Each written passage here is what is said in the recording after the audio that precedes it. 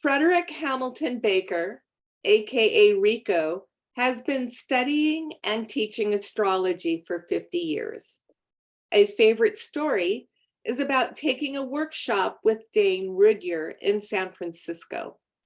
He has academic degrees in psychology and wrote his master book, The Planetarization of Consciousness, for an archetypical program where James Hillman was visiting professor.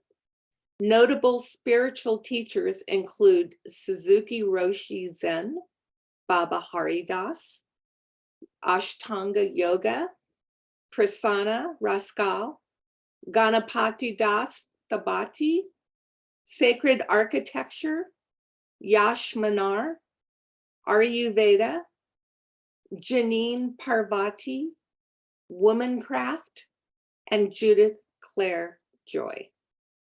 And now I'd like to turn the evening over to Rico. Thank you very much. I'll just make a little bit of editing of my introduction. First of all, it was a master's thesis that I made for James Hillman, that was right. But about the book, The Planetarization of Consciousness, that was the workshop I went to with Dane Rudhyar in San Francisco. And that was a wonderful time to be able to go there just after he'd written this major philosophical presentation of his all of his ideas, really. It's a major book. So I was glad to be able to do that. So I have a few notes here. I'm going to introduce myself in another way, and that is that I'm a person who probably is part of what you might call why we're here. It's clear that we're living in a time of great change, which can be described as the 2,000-year-old age of Pisces in the process of ending now, and the age of Aquarius coming into being. So the reason that I say I'm somewhat an example of that is I'm kind of a son of a Wyoming cowboy, born in Wyoming.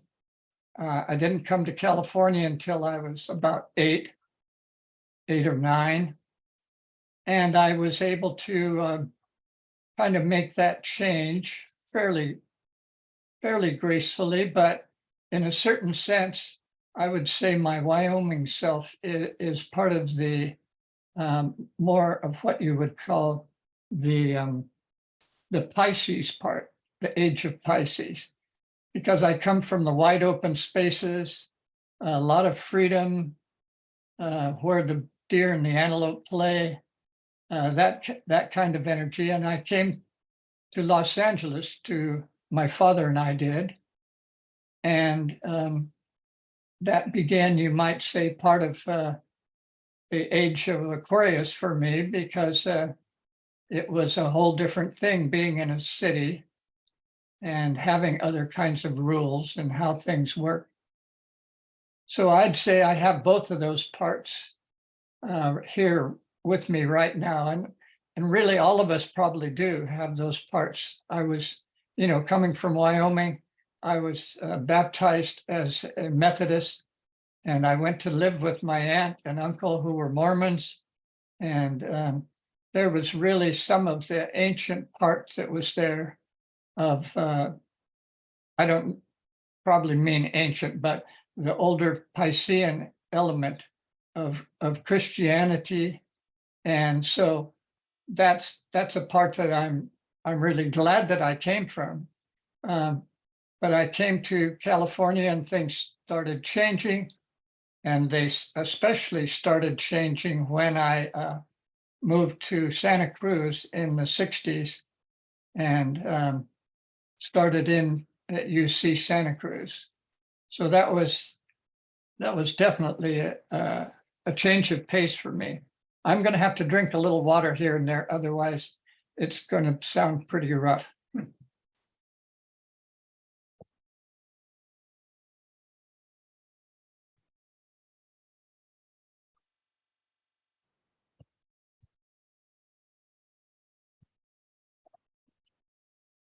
I might also add that it's for people that know a little astrology.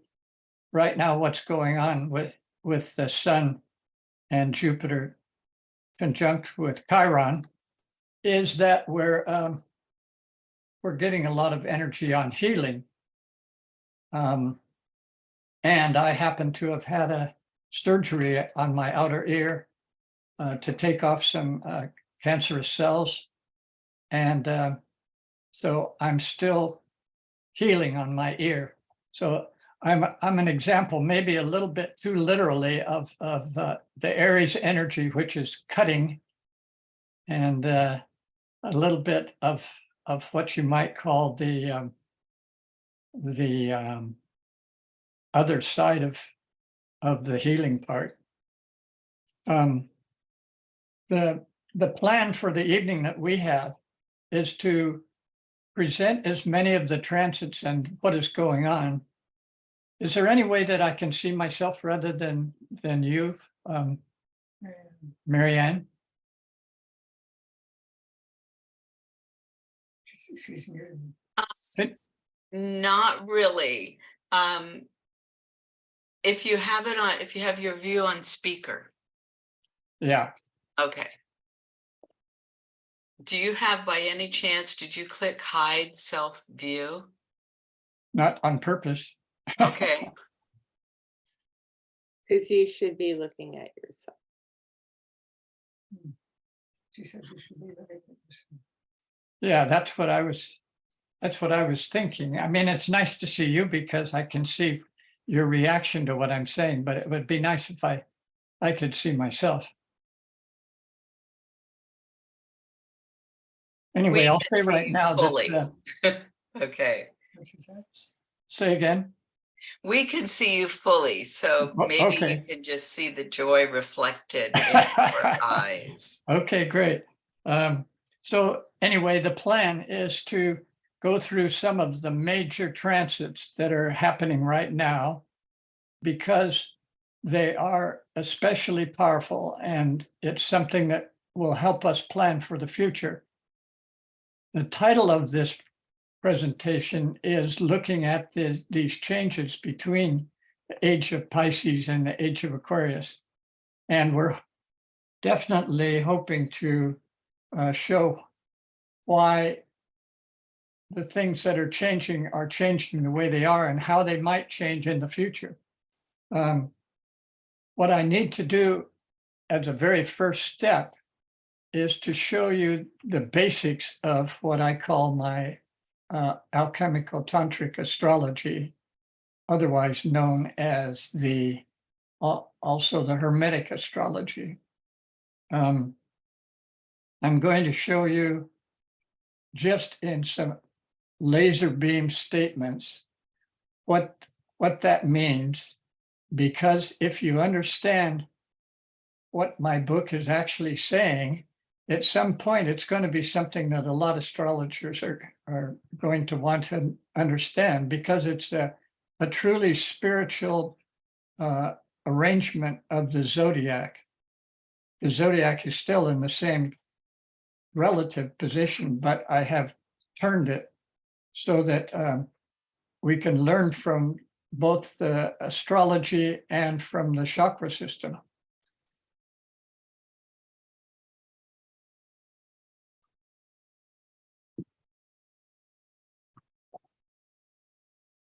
Then at the end, since we have about an hour and 15 minutes, maybe the last 15 minutes, we wanted to do a quick presentation of what Claire and I are calling, well, I guess the best word for it is 5-pillar yoga. And what that means is that a lot of the various things that we've studied we're putting together in such a way that we can have a lot of resonance between the various parts of what we're doing. So we'll do that at the end if it looks like that's something that's going to add to it. The overall purpose of this, of course, is to help you folks have something that will help you prepare for the Age of Aquarius. And that's why we're basically here.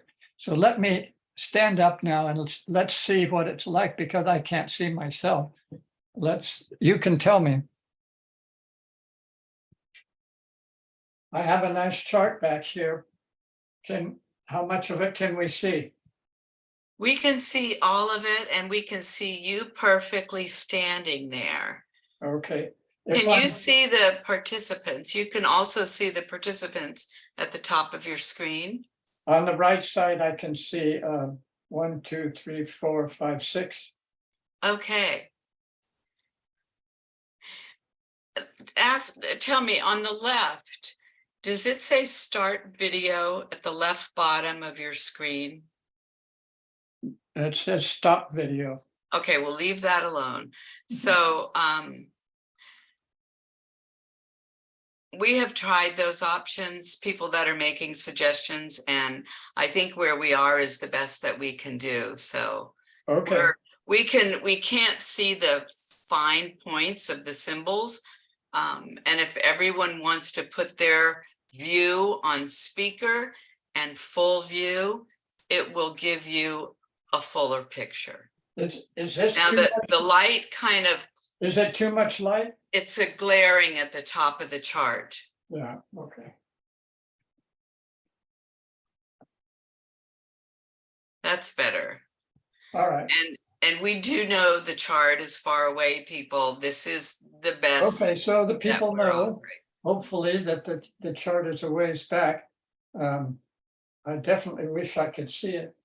But at any rate, let me show you what's in the book. That's a way to do it. Well, no, I know you'll be able to see this. And, you know, people are saying they can see it. So just relax. It's all good, Rico. Okay. Well, that's good. We know that anyway. It's all good. So how is this for, because again, I can't see it. Okay, we can see the top half. It's so close. There you go. Now we can see the full chart. Okay, And we can see your head and your Okay. hands, and we can still see Claire. Okay, so does this show the whole natural zodiac? It does. Okay, so here's where we're going to start from. And that's basically, there's the 12 signs of the zodiac. And there's 4 different elements involved: earth, water, fire, and air. And most people, when they learn about the natural zodiac, they say, oh yeah, there's all these signs. And then every sign has a planet that it's most related to. It's called the ruling planet. And so when we look at the ruling planets of all the signs, you might not notice. I mean, apparently a lot of people haven't noticed up until now that there are 2 of the signs that are ruled by Saturn, that are 2 that are ruled by Jupiter, 2 ruled by Mars, 2 ruled by Venus, 2 by Mercury, and then 1 sign is ruled by the moon and 1 by the sun. So when we look at it again, we say, oh, wow, this is in order now. There's Saturn, and then there's Jupiter and Mars and Venus and Mercury and moon and sun. So they're actually in an order related from the closest to the sun all the way out to Saturn. And so what we might want to do, if we see that, we see there's actually 1, 2, 3, 4, 5, 6, 7, the 7 of the natural zodiac. What if we were to turn this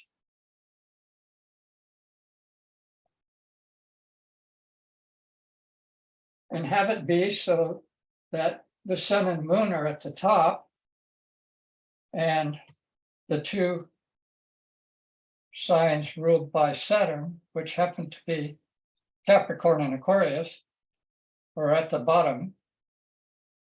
And you lift it a little bit, just there you go, perfect. Okay. So then we have another order here. Here again is this 1, 2, 3, 4, 5, 6, 7 traditional planets in order. And we have some other things that we're reminded of when we talk about 7. We have, for the alchemists, they said that the signs and especially the planets are related to the metals in the earth. So as there's the 7 traditional planets in the sky, they related to 7 different metals basically in the earth.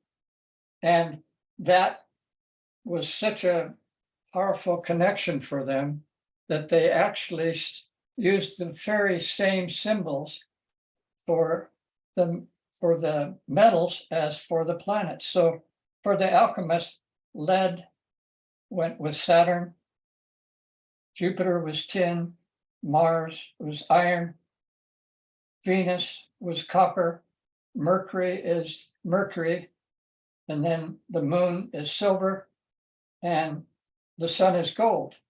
So to a certain extent, when we tell of the alchemists talking about transmuting lead into gold, we're also talking about the transformation of the human moving up through the zodiac. And in this particular form, we realize something else. There's 1, 2, 3, 4, 5, 6, 7 planets, and also we know that there are 7 chakras. And so the next step is to realize that we can see this as the central axis that goes between Cancer and Leo, and between Capricorn and Aquarius, and that central axis would correspond to the 7 chakras. So now I'll show you in my book what that means.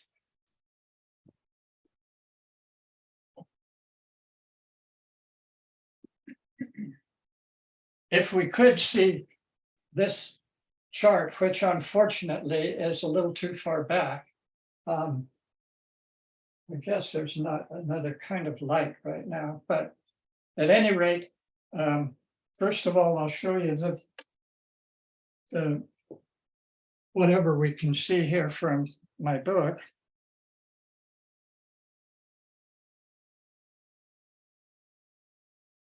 And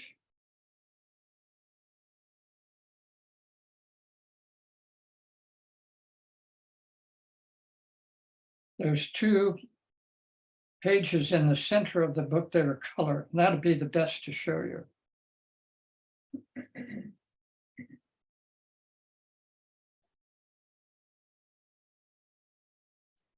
So this may or may not show up so well, but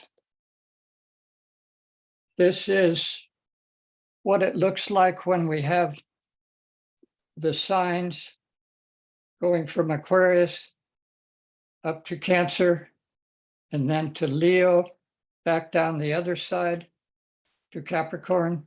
So that's a whole cycle going up. This is actually looking at the chakras as if we're looking at a person in front of us. If we're looking at it as if we are these chakras, then this is the left side of the body with the inhalation going up and the exhalation going down on the right side. So that they correspond to what's called the nadis, or the side that would be on the left side of the body but it's shown here from Aquarius up to Cancer, is related to the Ida Nadi, and from Leo back down to Capricorn is the Pingala Nadi. Anyway, the part that we really want to get to know more about is this part down at the very bottom. Can you see that okay, that there's a what's called a lingam, and supposedly there's the wrapped around this lingam is a serpent called Kundalini.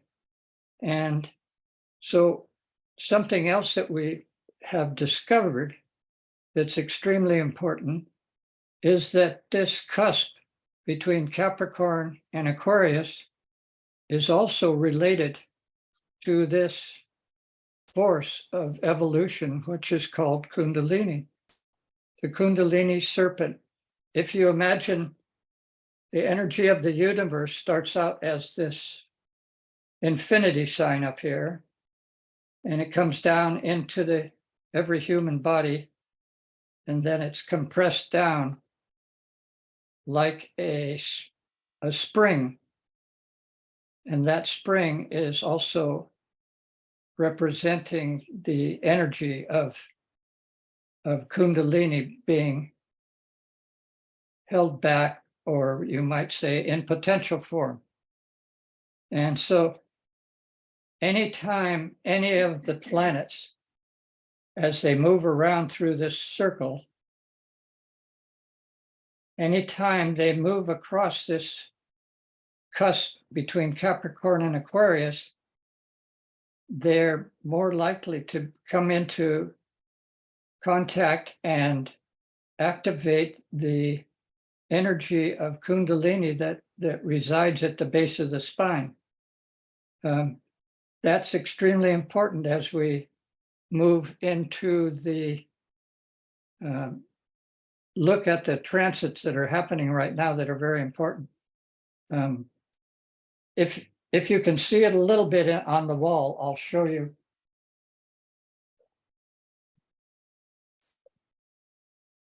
I'll show you that all of these, what probably show up as dark spots, those are all the planets. Right now, except for where the moon is over in Sagittarius, and actually called now a dwarf planet, Ceres, everything else is on the right side, including now Pluto. Pluto finally has moved from Capricorn into Aquarius, and it's going to be going back and forth across this important area 5 times between now and 2024. Pluto, also called the god of, or the divinity of the apocalypse. So, and then on the other side, Mars is at the very top right now. Mars is out ahead of all the others. All of these other planets between 2019 and 2020 went across this same point, which made me write in my book about the 2020 vision, the fact that all of these planets transited this point means that the Kundalini was activated that much. And so in the book, I called it the 2020 vision, but I knew something big was going to happen, and a lot of astrologers did. But they also didn't take into consideration the fact that in this understanding of how the planets relate to the chakras, that this is also the place where the Kundalini is activated. And we'll see more about that as we look at the important transits that are happening right now. I just want to add, so that I don't forget about it. This was in the Mountain Astrologer for June and July of 2019. Before 2020, a really good astrologer named Bruce Schofield talked about Saturn conjunct Pluto and the return of Quetzalcoatl. What's important about that is this cycle of Pluto, which we're talking about now, is at the base of the spine. It's just starting to go over an important point, but it was also at a point in Capricorn, which has to do with the finishing of something. Capricorn is after the full cycle, is at the base, and it's called completing. You'll see that each one of these has a symbolic word that goes with it. With Capricorn, it's completing. With Aquarius, it's awakening to the new cycle. So right now, all of these planets are in that side of the cycle, which is what I call accumulating. It's the accumulating experience. And then when it gets to the top, it's able to more easily communicate with the universal energy. Mars is getting close to that point. It's in Cancer now. And when it's there, opposite to Pluto at the other side, those will be the two brothers of the fiery third chakra, the Manipura chakra. And it should be a possibility of activating a lot of energy, of the possibility of moving through the central channel, which opens up all of the possibilities of all of these 7 chakras. Mars is going to actually be at that exact point on the 20th of May, 2024. So it's going to be a time when the two most activating, Pluto is the ruler of Scorpio and Mars is the ruler of Aries. Those two rulers will be lined up exactly on the point at the bottom of the chart and the point at the top of the chart. Mars at the top and Pluto at the bottom. So that's one of the transits that I want to talk about. But I don't want to forget about our friend Bruce Schofield, because he, in his article, showed that one cycle ago of Saturn conjunct Pluto and Capricorn, one cycle before, actually they weren't, Saturn and Pluto weren't exact one cycle ago. That was the American Revolution. And you'll see that has something really important too. But 2 cycles ago was the year 1518. And that was when Cortez basically destroyed the Aztecs. So what we're dealing with now is the fact that 2020 in many ways is important, not only because of what happened, in many ways, it'll probably be most related to the COVID experience, but also the most important thing is that whole civilizations are changing. And what this means, what it meant to the Aztecs, of course, was major tragedy, and of course followed up by many different European countries ruling over the Americans, the indigenous people. But one of the possibilities that we're now faced with is the fact that we are the indigenous people, that the humans are now more like the indigenous people, because what's happening as we're moving into the age of Aquarius is more and more the artificial intelligence. Well, basically, Aquarius is related to all kinds of technology, but especially right now, I don't know how many of you felt it, but or noticed it, but as Pluto just went in on the 23rd last month, it started really heating up about how people are worried about what might happen with the artificial intelligence.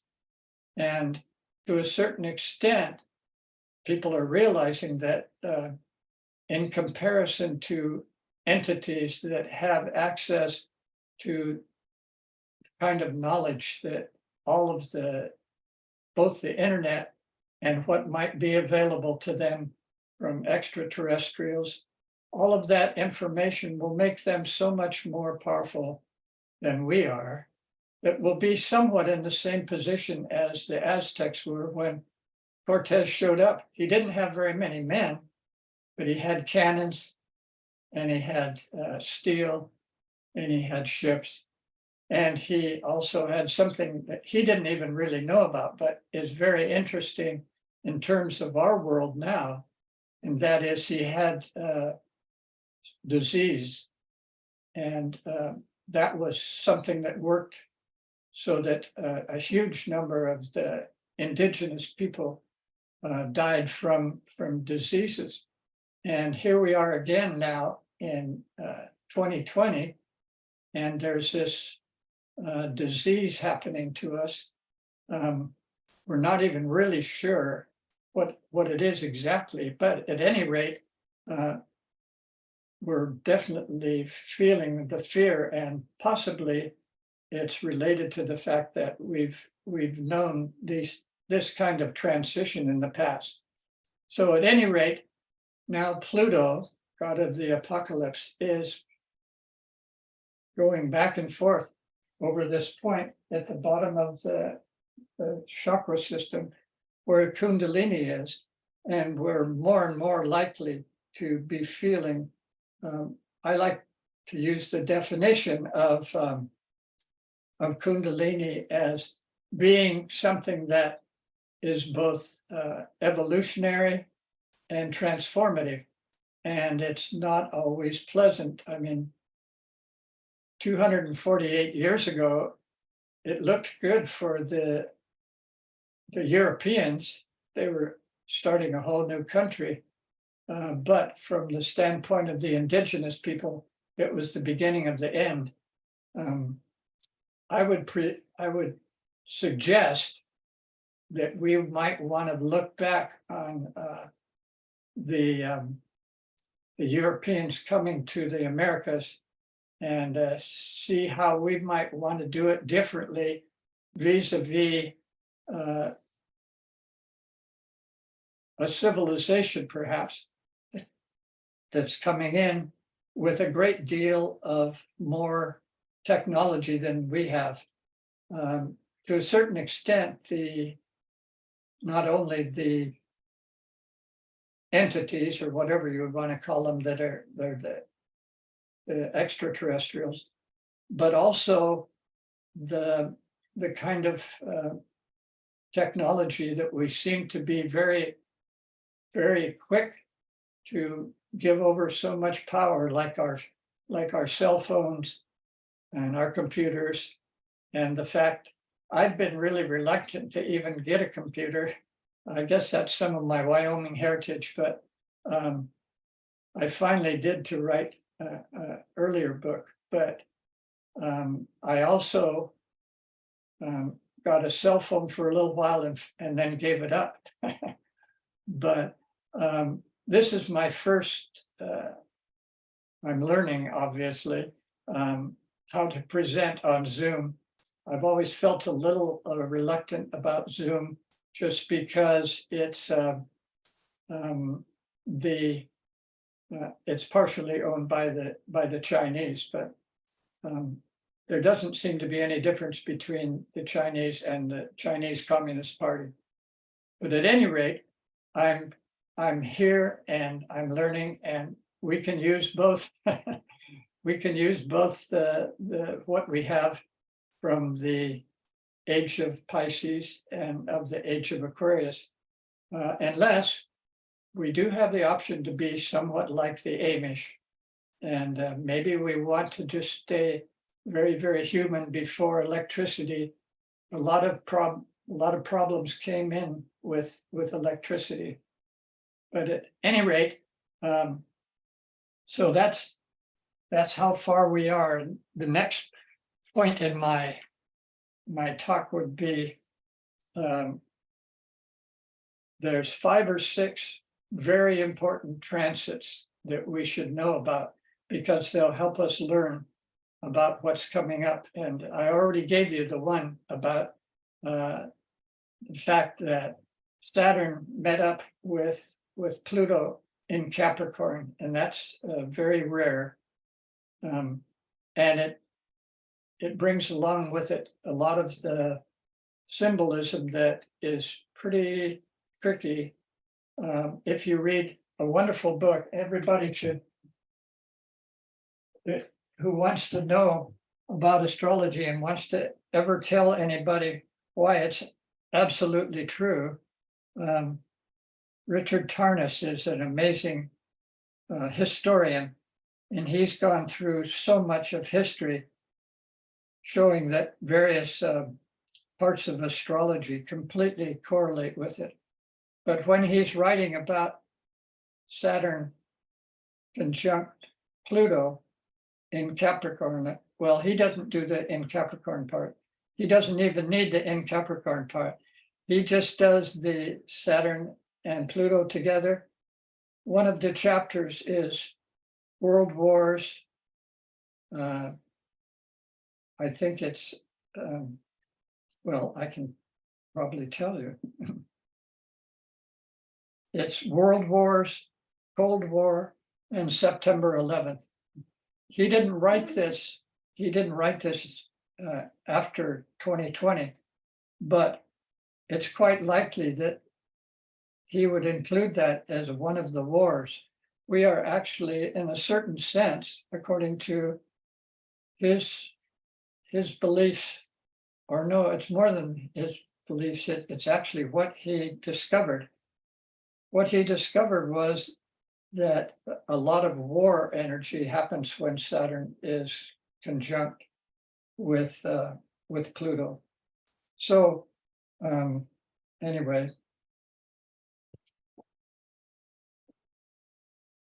that was the one.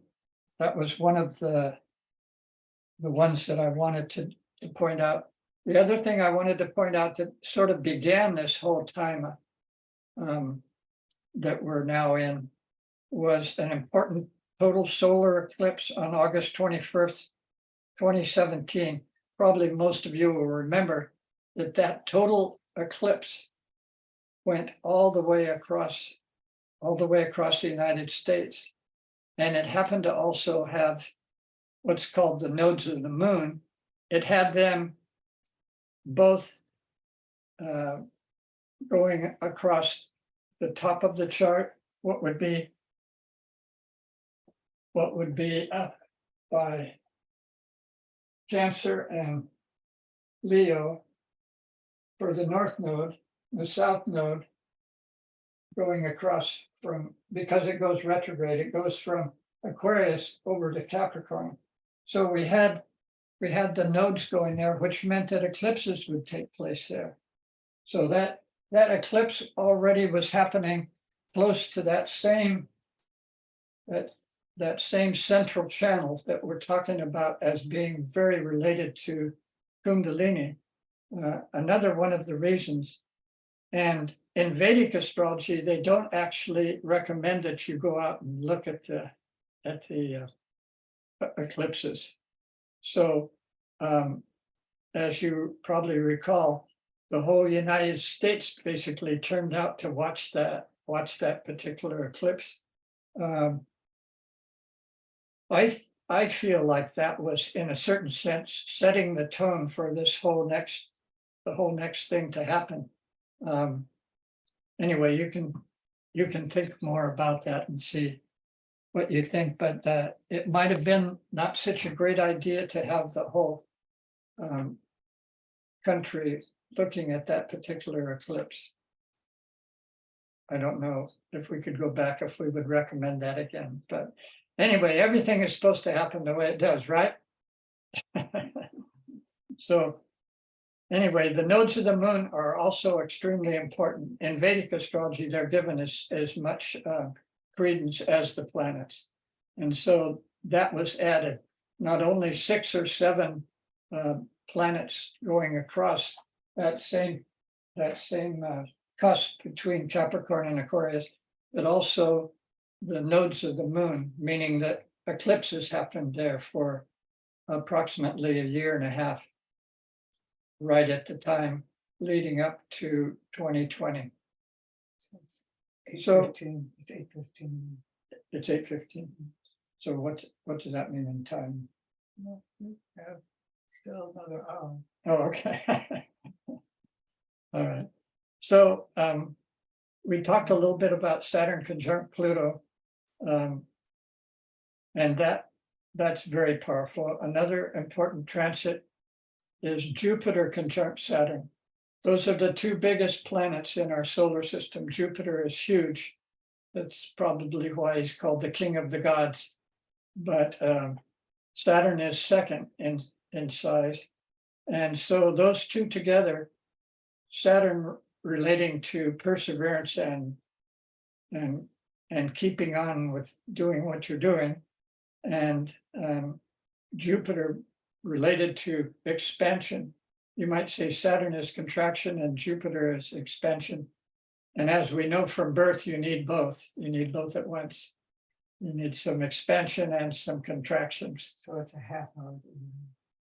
Okay, so anyway, there was another very important transit that happened right on the winter solstice, which is interesting because Jupiter and Saturn is one of the candidates for the Christmas star.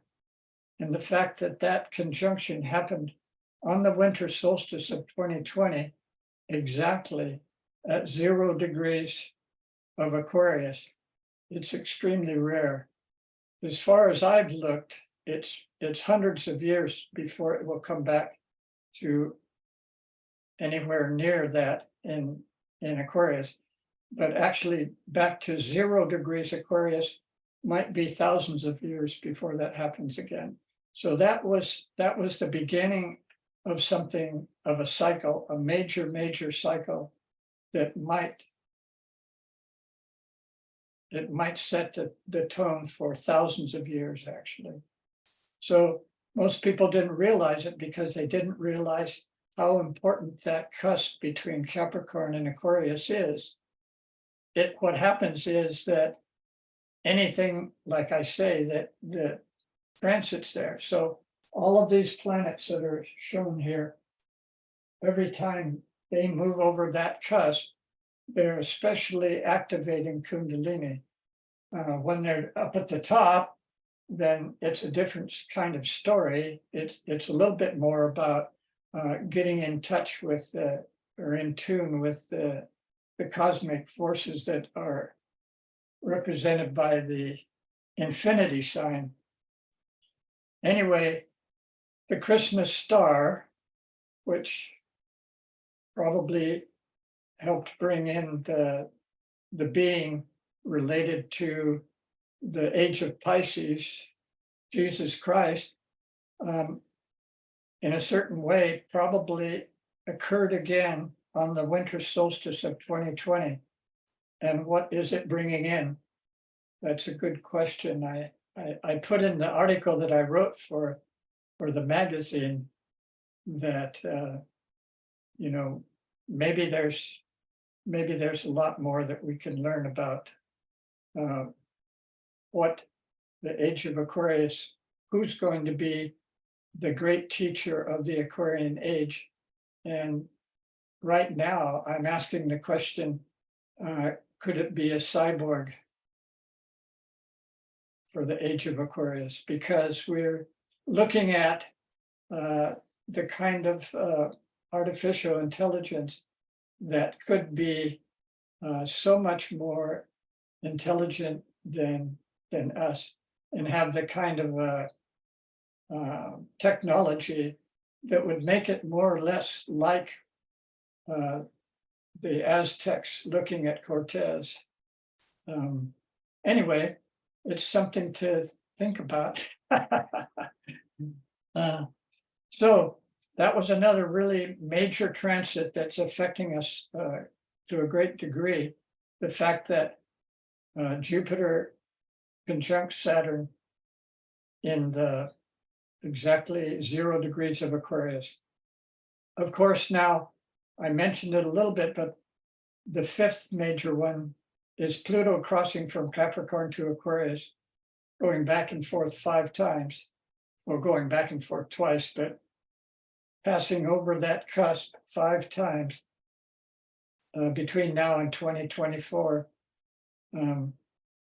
Pluto is a especially interesting planet. I would recommend to you to read this book, The Twilight of Pluto, Astrology and the Rise and Fall of Planetary Influences. It's a book that I really appreciate. He shows that because of the way that Pluto was thought to be as big as the last planet that they had found, which was Neptune, they really made Pluto into a big deal. And then over the years, they've had to downgrade Pluto's size until now they actually call Pluto a dwarf planet. But he brings out the point that when you change the status of a planet, it actually changes the whole status of their ability to affect everything. But Pluto is a wild card because as it goes over this cusp between Capricorn and Aquarius, what I call the Chiron and the Kundalini portal, the potent portal, Pluto at the potent portal. It's interesting to try to say. At any rate, Pluto is a real wild card, and we don't know exactly what it's going to mean. It might mean that Pluto is losing some of his power because now he's just called a dwarf planet.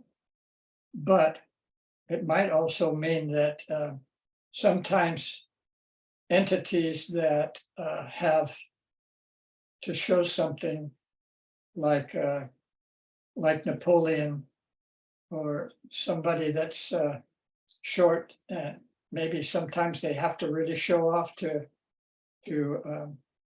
get more attention or something. So I think it's possible that Pluto could be even more important and more powerful. But at any rate, just know that Pluto right now is sitting right on that same degree, very close to the beginning of Aquarius. Aquarius meaning, of course, on this system, awakening, but it also means a whole lot in terms of the changes between that and Pisces. Pisces being more watery and dreamy, ruled by the planet Neptune, whereas Aquarius is ruled by Uranus, and that's something quite different. In terms of transits, I'll leave with one very positive one because these others are a little intense. Soon Jupiter will transit Uranus, and Richard Tarnas, again in his book Cosmos and Psyche, gives a really good report on the possibilities of Jupiter and its effects on Uranus, because both of them have a certain expansive, positive quality when they get together. Even though they're going to be meeting in Taurus, which is gives it probably more solidity. I like to call it Vaka Taurus because really the symbolism of Taurus, the sign, is much more about the Great Mother. So it should be more the cow than the bull, but that's just one of my little, what would you say, things that I like to throw into the mix. Anyway, Jupiter will meet up with, well, it's basically going to come within orb, they call it, at the end of the summer of this year, all the way through the end of the summer or the summer sometime in 2024. And he says this is the time for whole societies to really get things going in a positive way. So I really recommend that we set something up so that we can all get together and do something very positive, because one of my other beliefs, I'll just put it out now since I'm going off the deep end here. What I believe is that some of the people that are the controllers of our societies that have a lot of power in one way or another, I don't necessarily know who they are, but I believe that they've used their knowledge of astrology to plan things so that it corresponds. So in those terms, Jupiter, when Jupiter moves over another one of the planets, it brings out the qualities of that planet very strongly. Jupiter is the expander. So when Jupiter was transiting Pluto, the first transit, it brought out Pluto's connection to death. When Jupiter then met the next planet was Saturn, and Saturn is the limiter. That was when there was a lockdown. When Jupiter met the next planet, which is Neptune, I could show you up here too, but we'll do that one of these times. When Jupiter met Neptune, Neptune is boundaryless, basically, like the ocean. We started having some pushback and saying, wait a minute, what are we talking about here? About locking down and all of this? Who gave these people that authority? And so anyway, that was a kind of a opening to new possibilities. Now, like I say right now, Jupiter, if you can see up here, Jupiter and the sun are conjunct in Aries. And so is right next to it, so is Chiron, the wounded healer. So this is a good time for the healing to come out. And Chiron is a powerful energy of being able to change some kinds of things that don't feel that good. Maybe healing in this case, we might heal certain things that we're addicted to. It's especially true because we have right now the South Node transiting through Scorpio. So we might especially give up some of our things that are related to sexual or otherwise things that we're connected to that don't feel like they're for our best interests. At any rate, the next planet that Jupiter is going to connect with is Eris. And Eris sort of showed itself as its mythology to be related to women and their power and wanting to show their power and to help people that are dislocated or marginalized. So the Women's March, where all the women wore their pussy caps, and they said that it was a statement to President Trump, who, by the way, the presidents of the United States get what's it called when the president is sworn in? Anyway, when the president is sworn in is the first day of Aquarius. So it's always extremely powerful day at at high noon on the day of the first day of Aquarius. That is the time the president is inaugurated, I guess it's called. Anyway, the women then at that time, Uranus was transiting Eris, and so Uranus opens everything up to new surprises and possibilities. And Uranus transiting Eris, I think, was the astrological signature for the women coming out against Trump, or at least whatever their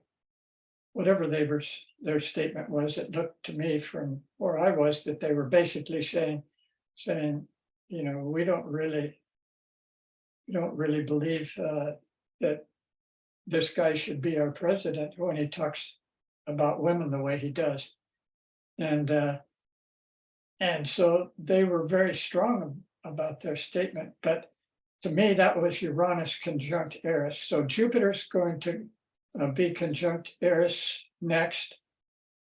And then, like I say, in the summer of this year, up to the summer of next year, then Jupiter is going to make it to be conjunct Uranus. So those two together, when Jupiter expands, the originality and the surprises and the ways that we can learn from new possibilities, maybe even new technology.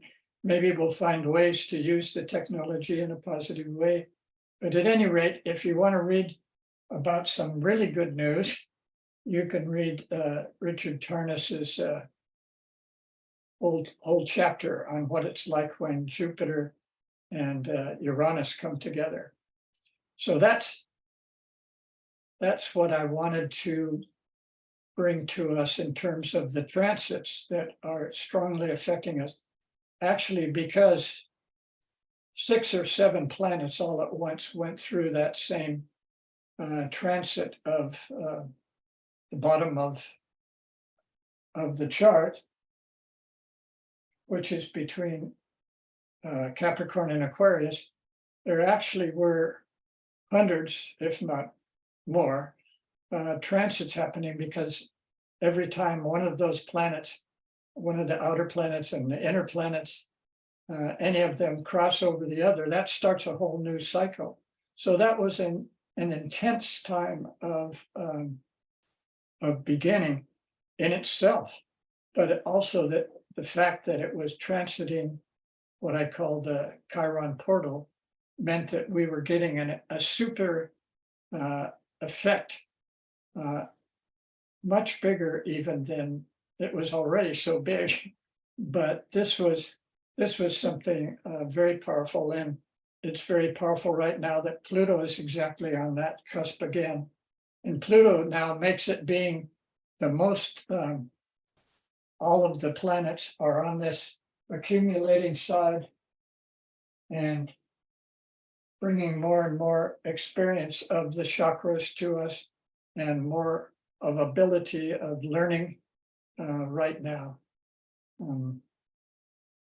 So given the formidable astrological predictions, Claire and I have been developing what we call 5-pillar yoga, which includes non-duality, Ashtanga yoga, Ayurveda, astrology, and Vastu. And I have to give credit to David Frawley. I liked his book on Vedic astrology, although I'm not very good at it. It's another whole lifetime. If you want to spend another lifetime, you can learn to be a Vedic astrologer. It's very complex, but what I like about him is he's an American Vedic scholar, and I got to go to one of his workshops up at Mount Madonna, and that's where he presented what he called the 5 pillars of Vedic wisdom. And when I realized that I had actually had wonderful master teachers of all five of those pillars, then I realized it's really important to put them together so that we have as much coherence and resonance in our life as possible.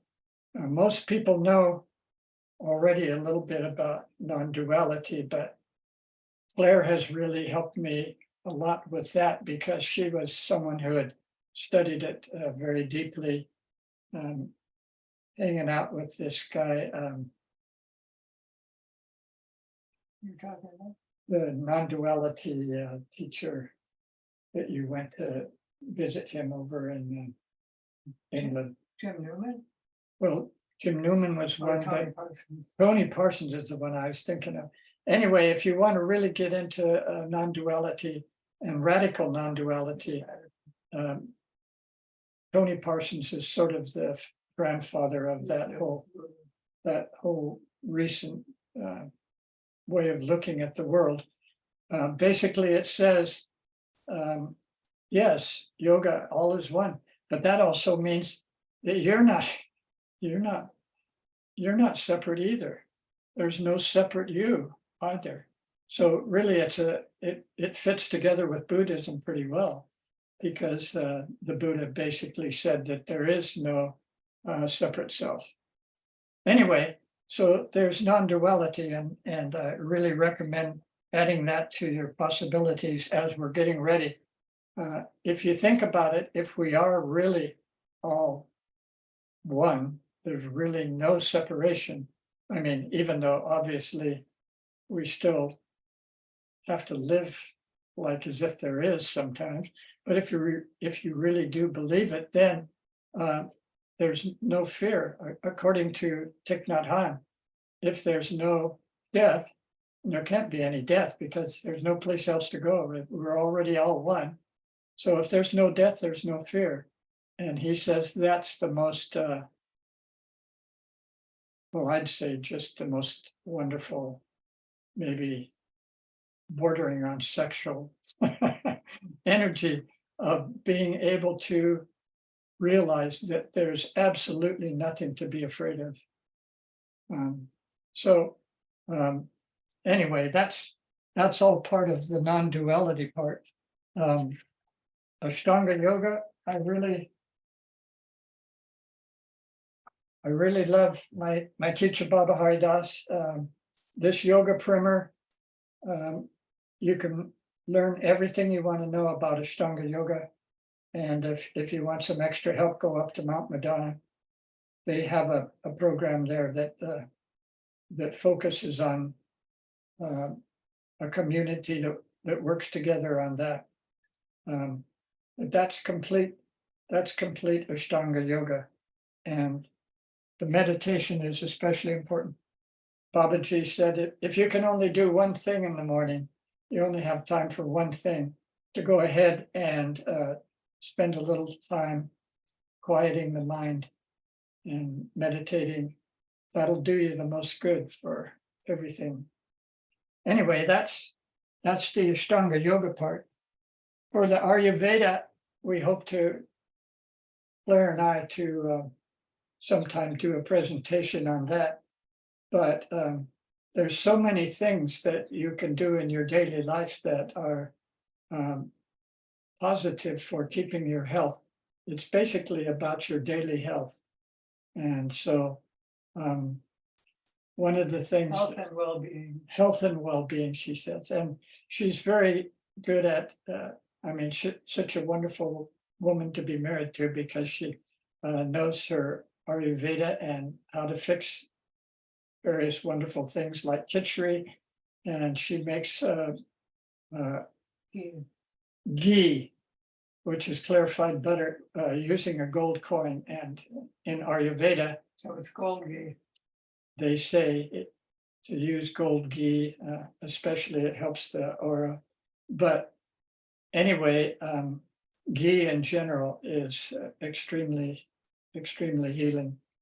And khichdi is what they usually feed you when they're doing what's called the five panchakarma when they're doing the purification. Anyway, if you can swing it to get a real Ayurvedic practitioner that is that knows their business, you'll be very glad. We were very fortunate to meet up with Josh Manure, who was up in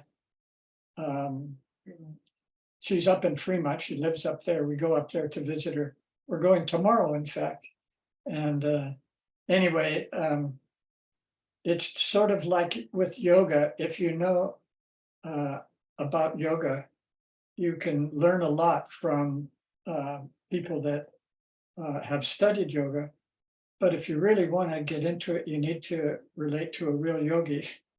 That's why I was glad to be connected to Baba Haridas, and why I'm glad for the connections that I feel with Sri Yukteswar and all of the channeling that happens through the Center for World Network. And by the way, please feel free to send a lot of money to the Center for World Networking, because they do great work in a lot of different ways. And maybe if you send enough money, they might even let me come back again. So, but I also want to say a little bit anyway, because it's not happening as much yet here. Most people know about non-duality and Ashtanga yoga and Ayurveda and astrology, but a lot of people don't yet know about Vastu. How much time do I have to present a little bit about Vastu? 8:41. What does that mean? 8:45 is. I guess you're supposed to be ready for questions. Oh, okay. You can do it in 4 minutes. I can do 4 minutes, huh? All right, well, this is something that will be just a little introduction to Vastu, which means designing your home in such a way, well, actually it means designing everything in a way that it vibrates with you. Claire and I even had a bed made according to our astrology in the right dimension so that it vibrates correctly. It's not a vibrating bed, by the way, but it does have good vibrations. So at any rate, there's 9 different parts to the house, and you can actually order these online somewhere. They're yantras that give the energy of the planets and the directions. In the northeast corner is the moon and the water element. And that's the element that is the best for the meditation room. I want to show you just one thing here. And that is a little bit about what it looks like when you're studying your home. Although not all homes, of course, are square, but basically they can still be utilized this way. So you set up the different rooms in your home according to this same organization that I'm going to tell you about right now. So the northeast corner, the water corner, related to the moon. It's good for the meditation. When in Vastu, when you start to build any building, you start in the northeast corner and go clockwise around in building it. And you try to make as many things move clockwise as possible. Below that is the solar, the eastern direction, the great eastern sun, it's called. This is the sun, and it's to the east. To the southeast is Mars and the energy of fire. And it's a really good place for your kitchen, because when you create food in a kitchen that's activated with Mars energy, then the food is more nourishing.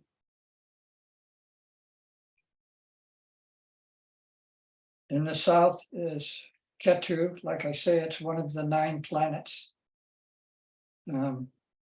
That's where the energy of the south is. Energy of the southwest is related to the planet Venus. It's where you might want the master bedroom because it's the earth element. And it's where all of the energy of the home eventually ends up in the southwest corner, the earth corner. In the western direction is Saturn, and Saturn is also where the sun goes down in the west. It's a place where you can put things that you want to have a serious effect on. In the northwest is Mercury, and it's a really good place for things that you might want to use your mind a lot, like an office. It's the northwest.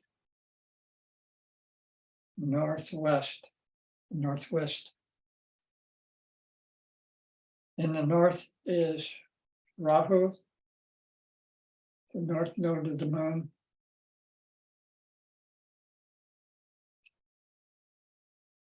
And then in the center, put down something that for protection.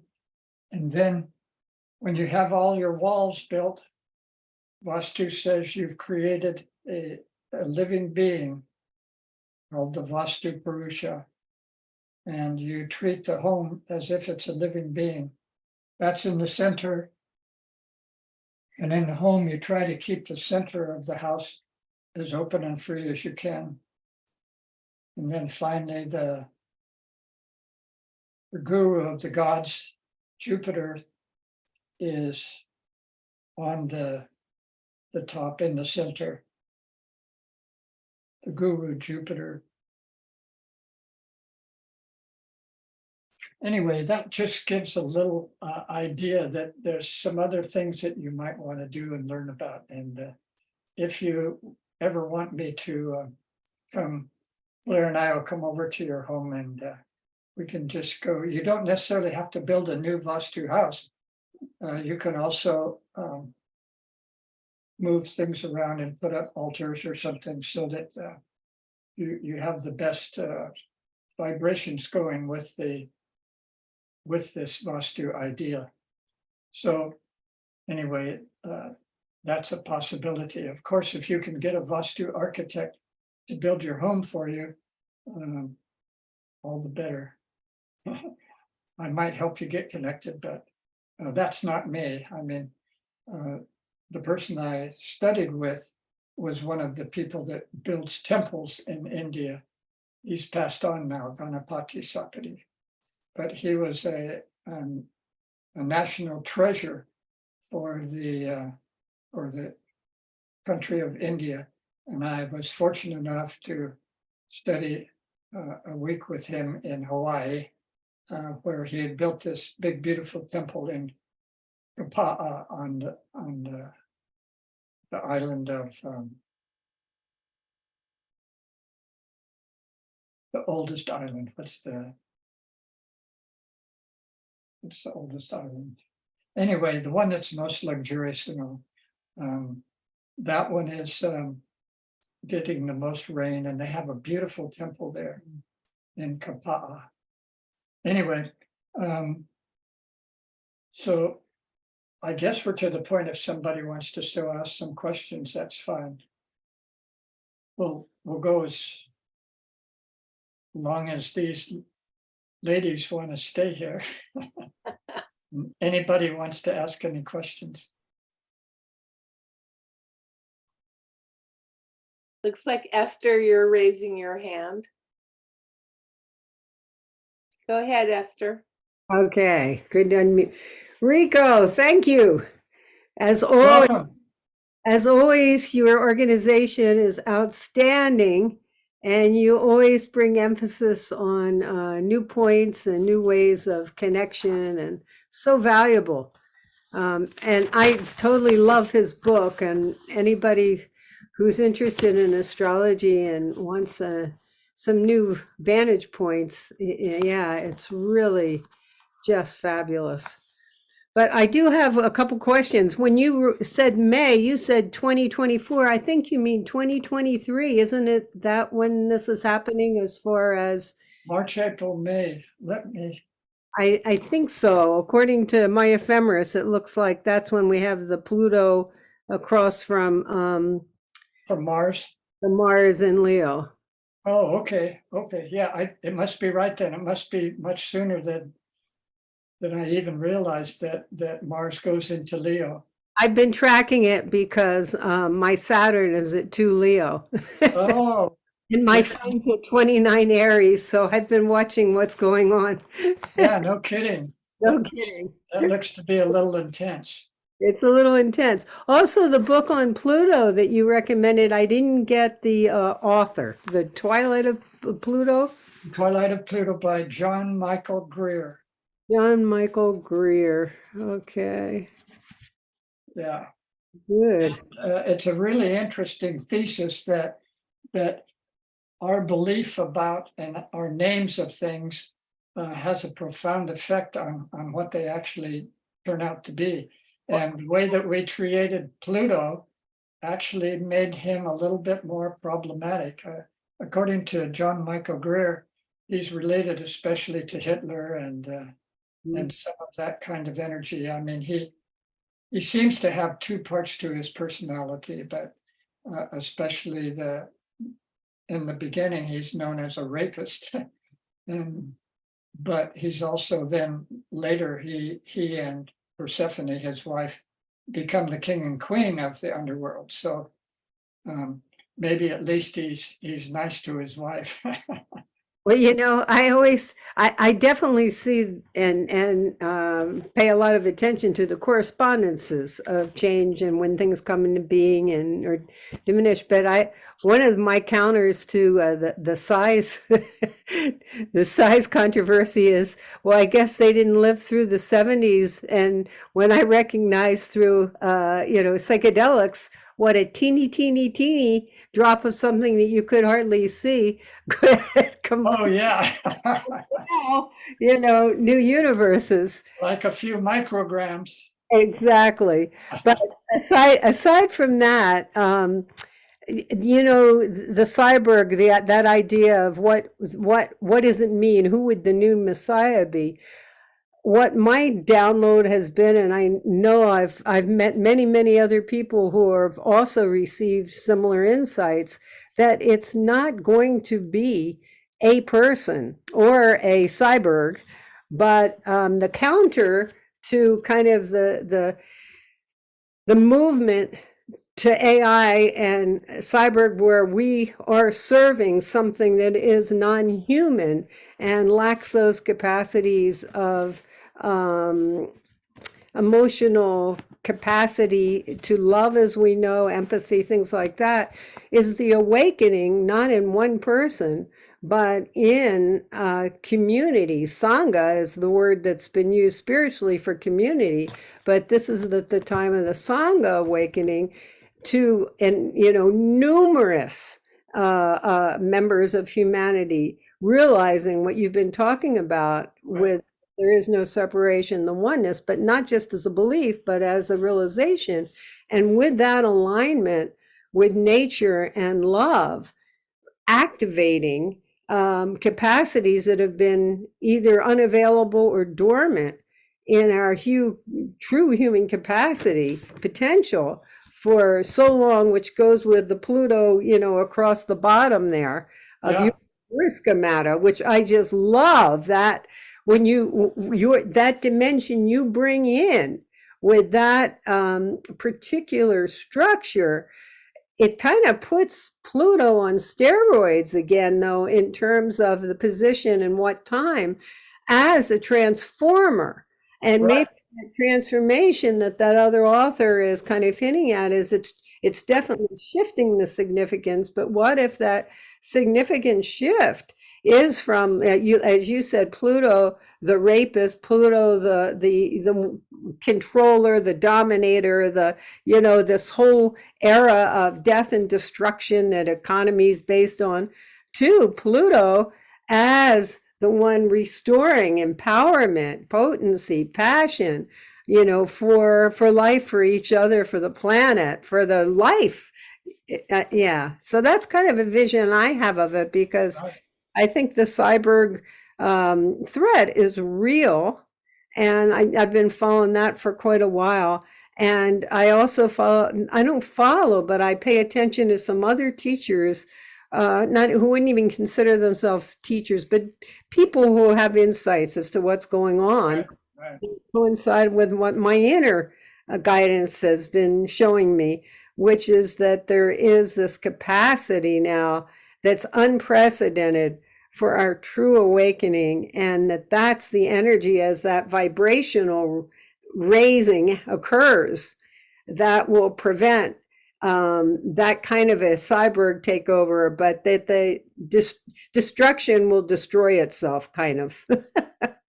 Well, I also think we might have at least a bit of time as Jupiter and Uranus come together to create something like that.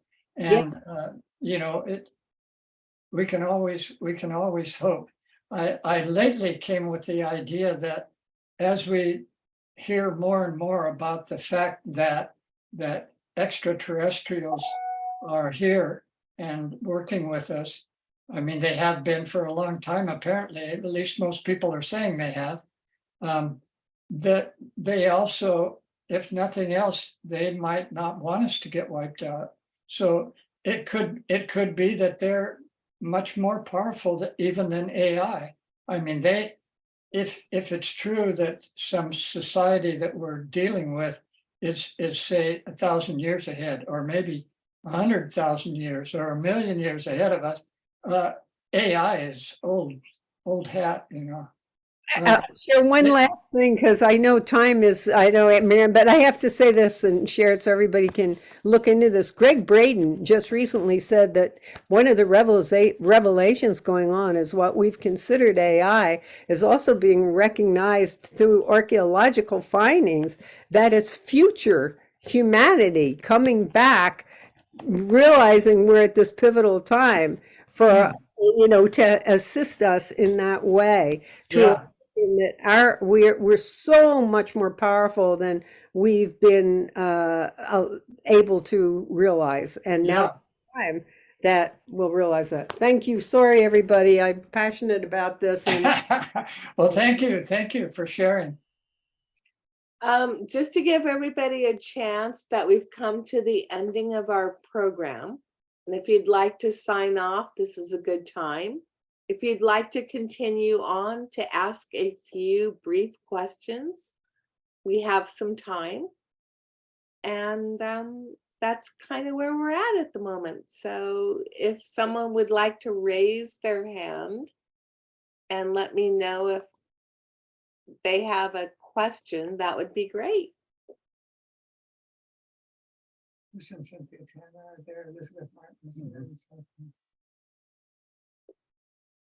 Okay, I'm not getting any questions. But it looks like people very much enjoyed in the comments, Rico, of listening.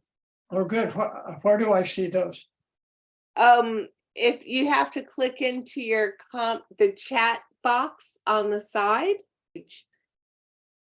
to get to Rico, we always are. We appreciate all donations. It allows us to produce the network, which is our bi-monthly publication. It allows us to tithe to other worthy organizations and pay our bills. So if you enjoyed tonight's presentation, we encourage you to hit the donate button to allow us to do more presentations. And if you have any questions, please put something in the chat room or raise your hand. Yes, Rose. I do have a question, and thank you so very much, Rico. That was so informative on many levels. And my question is, if people would like information from you, how can they reach out to you directly? You have your website, but is there an email if somebody's interested in getting one of those alchemical astrology charts?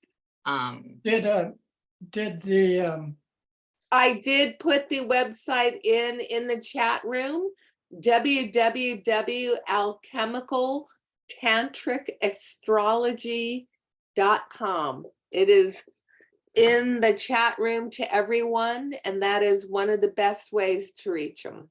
right, that works. You know, also, any of you probably have got my my emails that I sent out about this. So anyone that wants to communicate directly, please feel free to do that. And you know, I love talking about this stuff, so there's no problem about that. And yes, there's the possibility of something that I think, if you see your chart set up the same way as what this is back here, to basically putting your planets and realizing what their connection is to the chakras, it opens up another whole possibility, and it connects again to the alchemical metals also.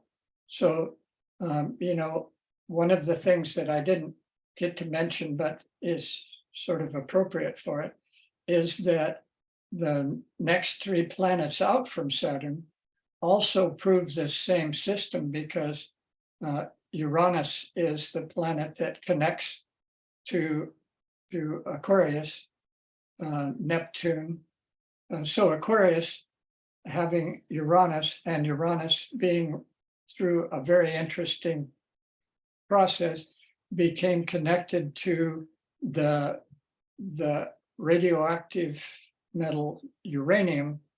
Neptune got connected to the radioactive metal neptunium, and Pluto got connected to the radioactive material, or I guess it's still called a metal, of plutonium.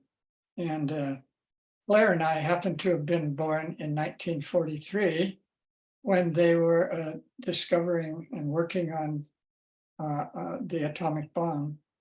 And so that's one of the other things to realize, that those 3 planets are also related to the radioactive metals, and they also fit in for the first 3 chakras.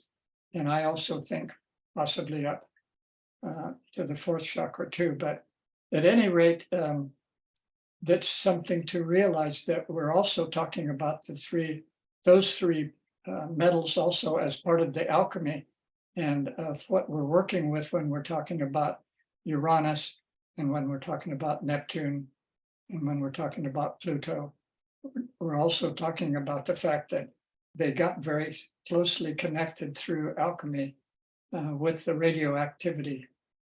So it was something, as we discovered those planets and named them, we started working on some things that apparently drew a lot of attention to our universe, because, hey, now I can see myself up there. Anyway, so the radioactivity is something that has meaning in terms of the astrology too, because they're not only radioactive, but they're also something that is so transformative that those 3 planets are something to think of in terms of the difference between regular minerals and metals, and radioactive minerals and radioactive metals. And so all 3 of those signs, that being Aquarius and Pisces and Scorpio, all 3 of those are especially related to radioactivity. And in my mind, that also connects somewhat with not only radioactivity, but Kundalini. So just another little bit. Rose, you had another question? I did. How might one determine or learn which, and you're talking about metals, might be more pertinent or relatable to their particular chart and planet placement? Okay, so when you set up a chart in the way like this, like the alchemical tantric or the hermetic chart, then each one of the chakras that gets accented by where your planets get put. Like right now, these planets that are on here are where the planets are now in relationship to the signs.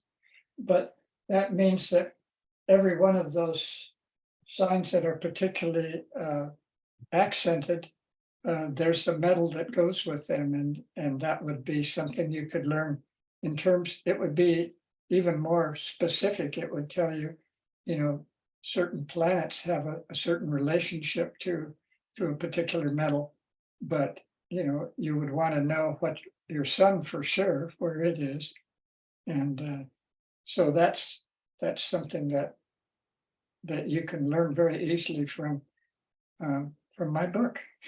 And I have it. Yeah, there it is. And here it is. Nelson's holding that up. They did a wonderful job of doing the cover on that. I really appreciated what they did with that cover.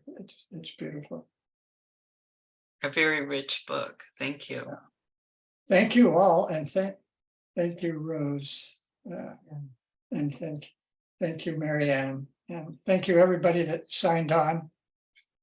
I appreciate it. You're part of my healing too, besides learning how to do these things that, like, I consider Zoom to be a really foreign world, but I think it's good to understand even that kind of thing. So we're fortunate in a way to be part still of both Pisces and Aquarius.